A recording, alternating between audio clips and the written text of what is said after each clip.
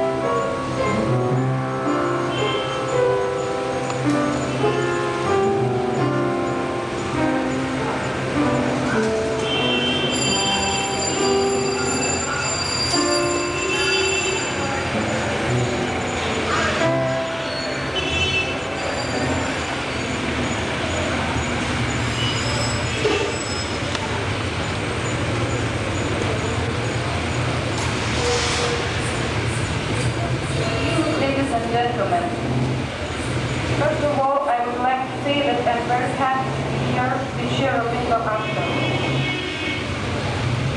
I came here from Lithuania, the ancient European country, Pondičerio to dedicate the sacred place of my heart, and to introduce to you our composer and artist Čiurlionio. But for me, it is not only a mere introduction. Presenting the music and art of Čiurlionio, which expresses most elevated aspirations of our nation, here in the holy atmosphere of Sri Aurobindo and the Mother's presence, I hope that in some occult way Lithuania will become more open to the transforming light and power of Sri Aurobindo and the Mother. Čiurlionio was born in 1875 in Lithuania. His father was a church organist. Čiurlionio showed considerable talent at a very early age. In 1894, with Prince Augustine's financial support, Čiurlionio set off for the conservatory in Warsaw, the capital of Poland, where he entered the 6-year piano program. 3 years later, while studying under the noted composer Seibutis, he transferred to the composition program. Upon his graduation from Warsaw Conservatory, Čiurlionio received an offer to be director of the new conservatory in Dublin, but he declined. To regret his freedom, in order to continue his musical education, he entered the conservatory in Leipzig in 1901. In 1902, he returned home with his second conservatory diploma. A growing passion for painting was now taking hold of him. In Warsaw, he began to attend private classes, and he completed his first serious painting, Music of the Forest, in the fall of 1903. For ideas and for help with interpretations, he read widely Nietzsche, Indian philosophy, and Rabindranath Tagore. He won significant recognition as an artist when his works were included in a show presented by the Warsaw School in St. Petersburg. In reviewing the show, Breshkovsky singled out Čiurlionio's contribution for special comment. Even now, at the dawn of his activity, he is completely original, he imitates no one, he is constructing his own path. The events of 1905, the year of revolution in Russia, urged him onto a new course. I have decided to dedicate all my past and future works to Lithuania, he wrote in January 1906. In the cultural development of each nation, he says, folk art plays an enormous role. It is the first expression of love. Love for art, the primary discovery of spiritual interest that brings those creative expressions. In the fall of 1907, Čiurlionio moved to Vilnius, the capital of Lithuania, where he met his future wife, the important Lithuanian writer. In the fall of 1908, Čiurlionio went off to St. Petersburg.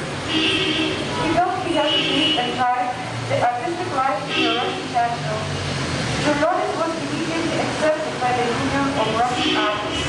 At the same time, he entered the St. Petersburg musical scene. Despite his avowed optimism, the material side of life was weighing upon him heavily. He had so many artistic ideas in his head that he despaired of having time to realize them all. But they were not yet producing the hard cash so desperate to use. The pressure and strains proved too much for him. A doctor diagnosed his condition as a result of overwork and advised him to be taken for a rest. He seems to have had little understanding of the claim his work was taking seriously. Although all concerned continued to hope for his recovery and to seize on every possible sign it was not true. In the winter, he was cold while walking in the woods, developed in the pneumonia. He died on April 10, 1911, just 35 years old, and was buried in famous Aurobindo Tarptautiniame. During his short but exceptionally prolific life, Čiurlionio created over 300 pieces, about 300 paintings, and several literary works.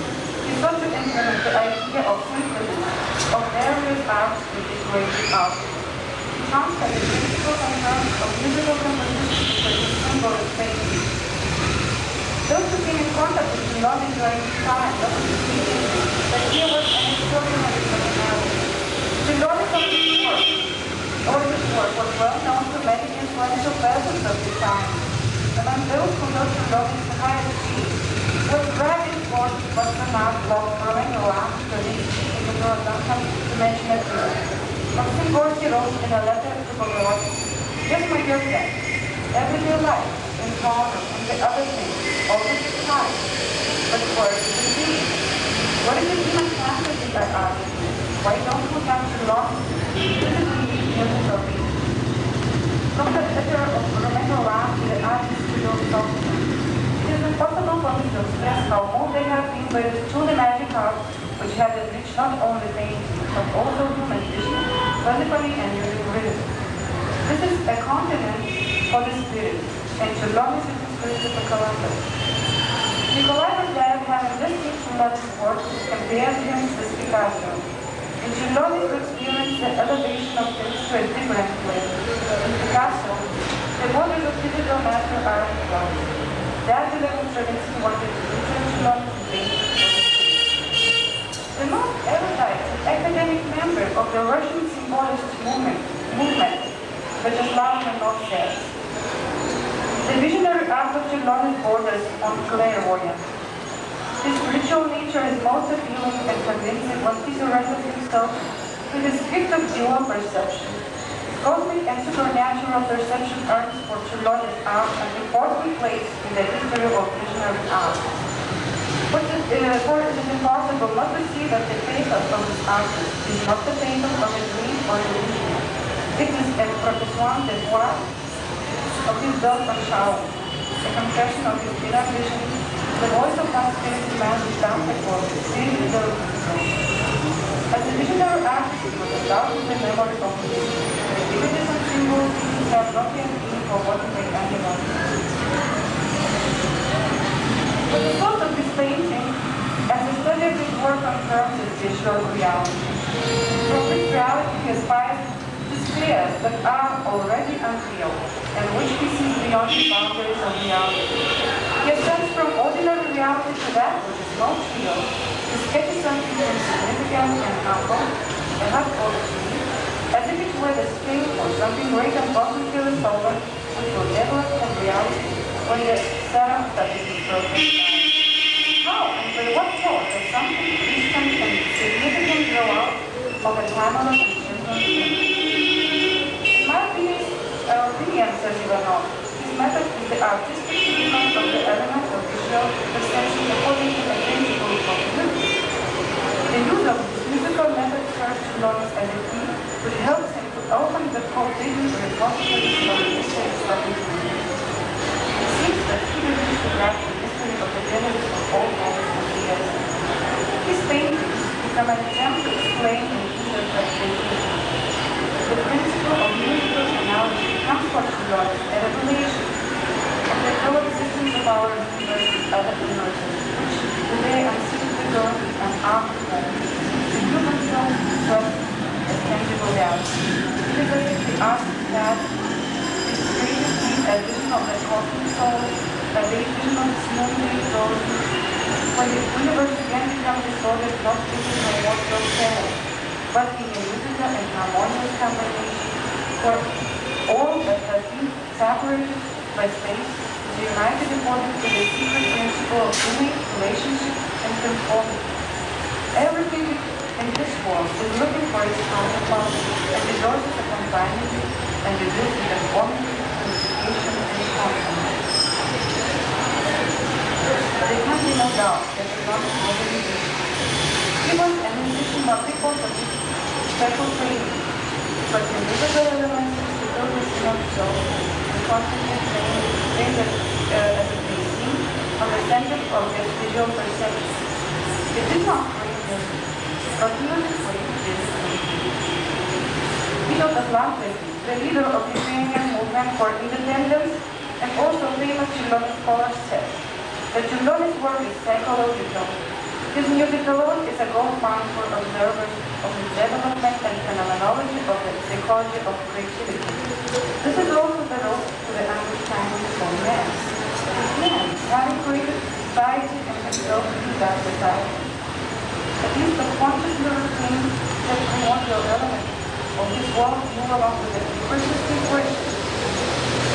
Then art serves as a constant reminder of the signal. Such a signal can be rhythm, the relationship between the rhythm or color, the line and its place, donation. The agreement is presented for itself. It is better to see or to emphasize here that Čiurlionio will keep the sign of emanating from the very depth of the religion. The piano was the most beloved instrument of Čiurlionio. Though less familiar, piano pieces illustrate the full evolution of Čiurlionio's significant style and provide the first to evaluate its place and endure against the vocals to come from the same.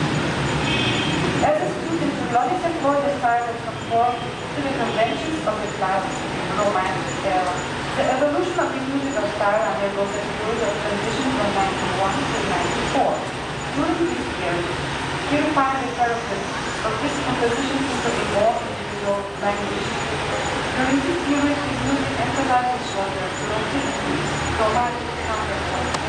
He exhibits for the first time a style influenced by the Mediterranean folk music. The decline of ages and the evolution of the rock style formed in the period 94 to 99. Now he began to search for a new means of expression that resulted in radical departure from conventional and more direct instances of external writing that historical significance.